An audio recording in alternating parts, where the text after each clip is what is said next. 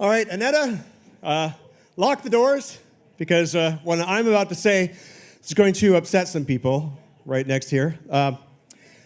Okay. Christopher Columbus did not discover America.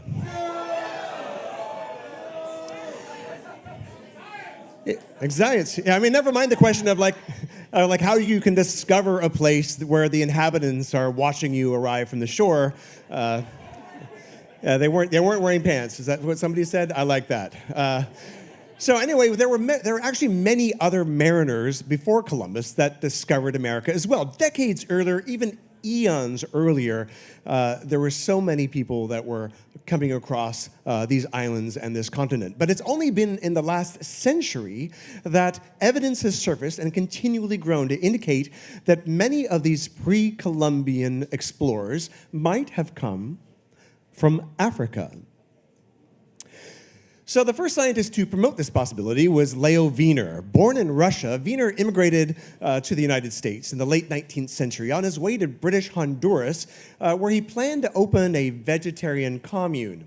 Well, when that turned out not to be the dream job he expected, he moved back to the United States and he became a professor at Harvard University, as one does. But in his time in Mesoamerica, he started noticing things. There are lots of things that led him to encounter certain discoveries that made him consider that possibly if the origins of American civilization might actually be in Africa. So he observed so many linguistic and botanical and other similarities that between 1920 and 1922, he published an extensive 3-volume piece called Africa and the Discovery of America. Now, unfortunately, this is the 1920s, so as yet, no serious archaeological evidence had been done or work had been done to support his botanical theories, because everyone was over raiding tombs in Egypt and things like that. Nod to Howard Carter. So he didn't have a whole lot of other stuff than the names to support him. However, he knew that other clues must exist. For example, he pointed out that Columbus himself was aware that African mariners had preceded him. In his diary of his second voyage, Columbus tells of how the natives of Hispaniola actually had given him gold-tipped metal spearheads that they said were brought by black-skinned people who had come in large boats from the south and southeast. Coincidence? I think not. No. So what's interesting about that, so upon returning to Spain, is that he actually took the spearheads and he sent them away and they had them assayed, and it turned out to be that these spearheads were covered in this metal, this alloy that the inhabitants called guanin, and the metallurgists actually found out that this was an alloy of 32 parts. It was like 18 of gold, 6 of silver, 8 of copper, which, dun, dun, dun, matched the metal used in spearheads made in Western Africa for thousands of years, as carried by medieval African warriors, including the Mali and the Moors. The West Africans even called this metal guanine, the same name used by the natives of Hispaniola. But nothing more was said about that. Conspiracy. Well, probably because, in the interest of Spain, it was in their best interest that they didn't want to have any challenges to their discovery and the claims to the islands of the West Indies. Well, as the poem goes, or it should anyway, in 1493, Columbus stole all he could see. Yeah, so on his second voyage, which was 10 times larger than the first, Columbus went on a frantic but unsuccessful island-hopping trip to find gold and spices. He carried along several natives from his newly discovered San Salvador, which the inhabitants called Guanahanvi. Another island that the natives pointed out, which was really large, and was called Soameto. Soameto. Now, Columbus continued going around whimsically renaming every island he could find. But, Leo Wiener, being the curious person and the linguist that he was and the etymologist, he couldn't help noticing that the origin of these many place names and botanical names in Mesoamerica actually sounded distinctly like other languages in Africa, particularly Bantu and even Arabic. Wiener and numerous other botanists have also puzzled over the presence of certain plants that predated Columbus but originated in Africa. For example, the calabash bottle gourds.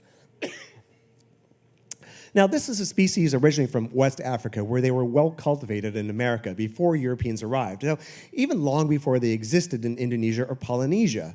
So, in fact, the Pacific was the last place that bottle gourds actually reached and expanded to. Pardon my covfefe. Well, if it were not for transatlantic trade, pre-Columbian times, it would be very difficult to explain how certain plants, such as the yam, the sweet potato, domesticated cotton, peanuts, and tobacco, reached both West Africa and the Americas. The spread of the plantain is particularly noteworthy because it could not remain viable if it was carried in salt water. Well, in the 1640s, a Brazilian botanist named George Marcgrave. Thank you. Thank you. Speaking of botany, Ricola. Yeah, there we go. So thank you very much. So the Brazilian botanist George Marcgrave wrote that the establishment of a particular varieties of plantains in this region stands as a strong argument for ancient maritime contact between the Americas and Africa. That's bananas. B-A-B-A-N-A-S.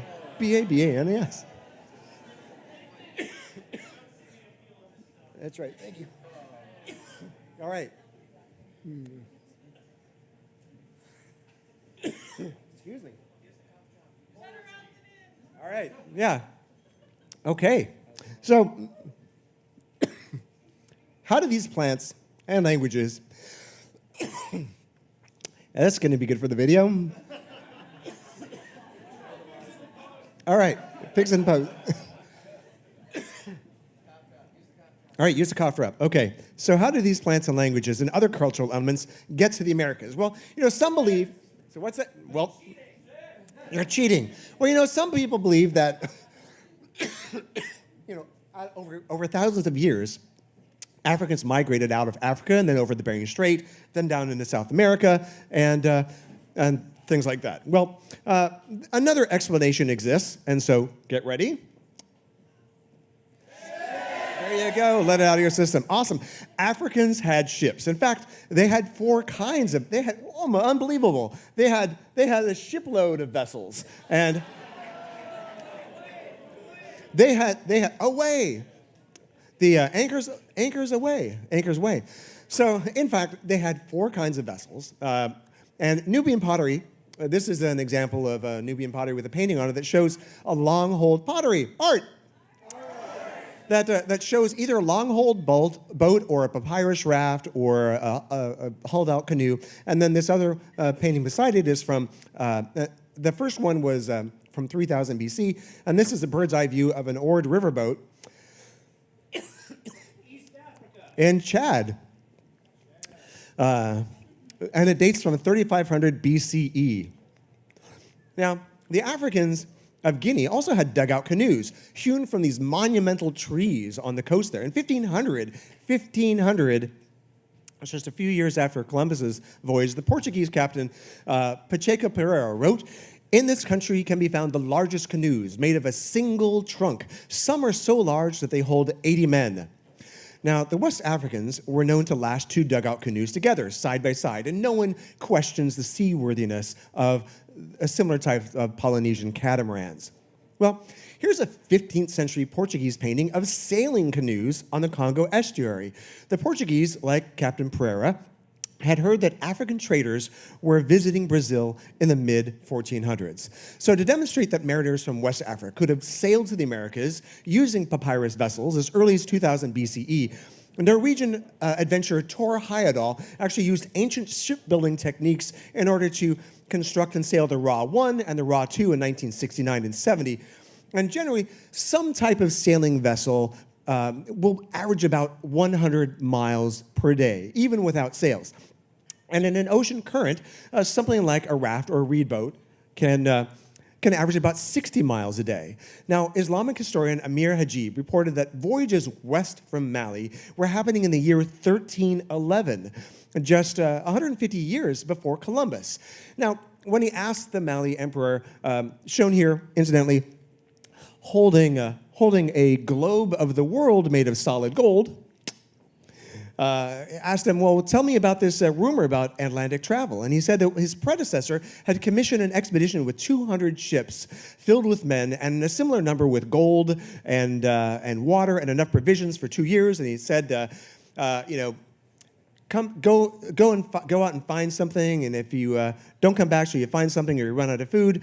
And unfortunately, only one ship returned, and the captain told the emperor that we sailed for a very long time until we met what seemed like a river with a strong current flowing in the open sea. I was the last ship, and I turned where I was and did not enter the current. The others disappeared. I do not know what became of them. So, well, this story seems to describe the trade wind-driven equatorial current, or the Canary Current. Now, I apologize if anyone has any cats on their lap at the moment, but so we basically have two rivers, two circular rivers in the ocean here, and you can see it's very easy for Africans from the south and the Angola regions to come up towards the equator and going westwards, or from the western coast of Africa north of the equator to go eastwards along that same current. But you know, this Mercator projection doesn't really, in terms of cartography, boo Mercator. It really doesn't do it justice. So let me just, I did this little animation for you to show that they could have taken the Canary Current up and around, and then they go over they fall off the edge of the earth, and then they come back and they make landfall back again in Cape Verde. So it is definitely possible. So I definitely had to do that. Now, at least a dozen explorers, including Constantine Ravenous, reported seeing blacks upon reaching the New World. In fact, in 1513, Spanish explorer Vasco Núñez de Balboa, who you might know because people named a very popular dance after him. Anyway, so when Balboa was there, he said he met members of a tribe of Ethiopians in Panama. And according to Balboa's log, these men came from a totally black village that was 2 days' journey away. And he figured that these blacks had come from Ethiopia at a much earlier date. So there are also examples of physical evidence, including pre-Columbian African skeletons, which have been found throughout the Americas. Now, dating between 800 BCE and 300 CE, these murals are from the Temple of the Warriors at Chichen Itza. Now, they clearly feature, the color version is easier to see, but they clearly feature 3 races. And it's depicting black and Indian allies and a battle against white invaders. Now, because of their long blonde hair jewelry, a skin-hulled boat that we have here, right there, and also the fact that they're fighting naked, which was common for warriors from Ireland, they believe that these are Celtic warriors. And because this mural shows that blacks are clearly fighting on the side of the Mayans, that they must have been integrated into society much longer before this painting was done in order to form that form of alliance. Now, there are numerous pre-Columbian figurines with striking similarities to ancient African artwork, and they've been found in Central and South America. In southeastern Mexico, there are 18 rock statues of heads up to 11 feet tall that are facing the ocean, looking east. Now, archaeologists call them the Olmec colossal heads, after the people that carved them. And they were produced for 50 to 200 years and date from at least 900 BCE, when they were mysteriously buried for some reason. So now think about it. It took enormous effort to quarry these. The smallest one was 6 tons, so 6 to 50-ton blocks, to quarry them and carry them 75 miles away from the quarry, and then carve them, and then erect them. These people that they modeled them after must have been important. Whoever they were, they must have been important to be remembered or obeyed or worshipped. Well, Jose Megliar Serrano, the archaeologist who first uncovered them, He pointed out that facial features look amazingly like African blacks, and they all display distinctive headgear or protective helmets. Now, however, some people think that these are actually the facial figures of overweight babies. Yeah, I think they needed to wear helmets when they were babies if they think that. So. And then still others find it easier to believe that instead of Africans, those depicted or responsible for these sculptures, and as well as the Mesoamerican pyramids, were not African Americans, but dun dun dun. So why is it that so many people have never heard of this alternative of American discovery by the continent's nearest neighbors?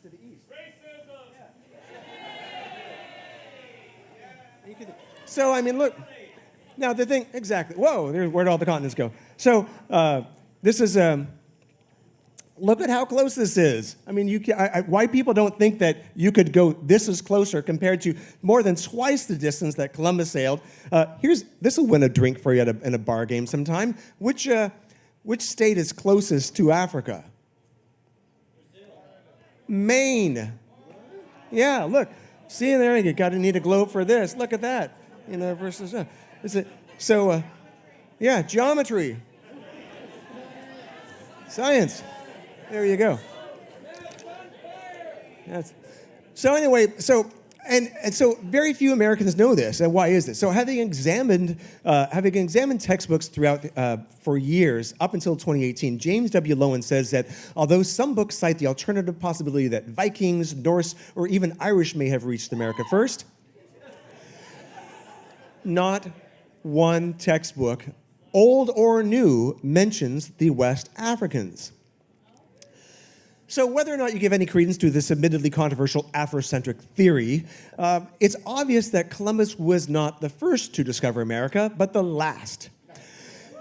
So why did he make such an indelible mark on Western people's minds? Well, conquest may have a lot to do with it. Right, Eurocentrism.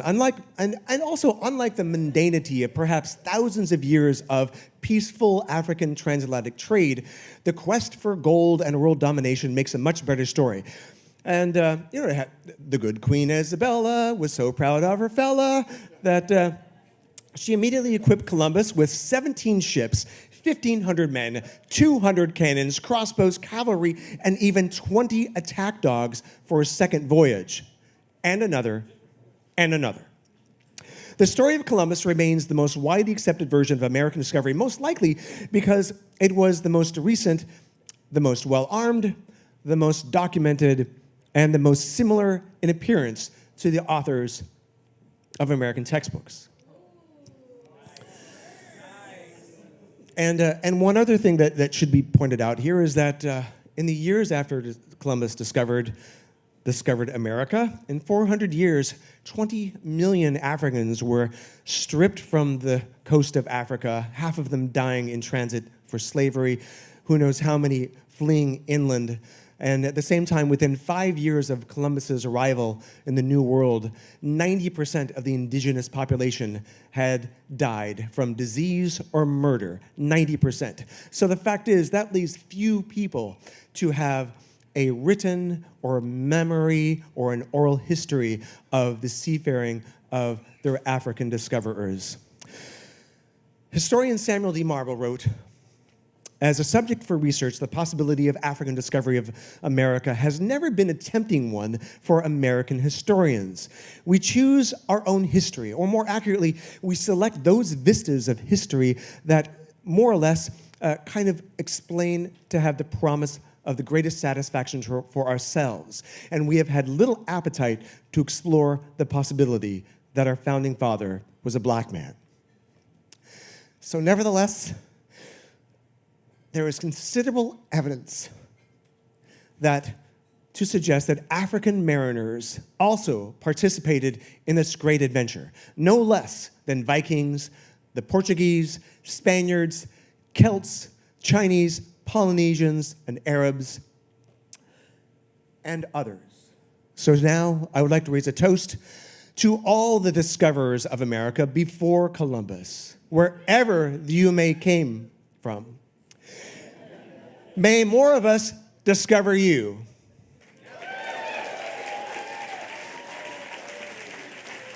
Thank you.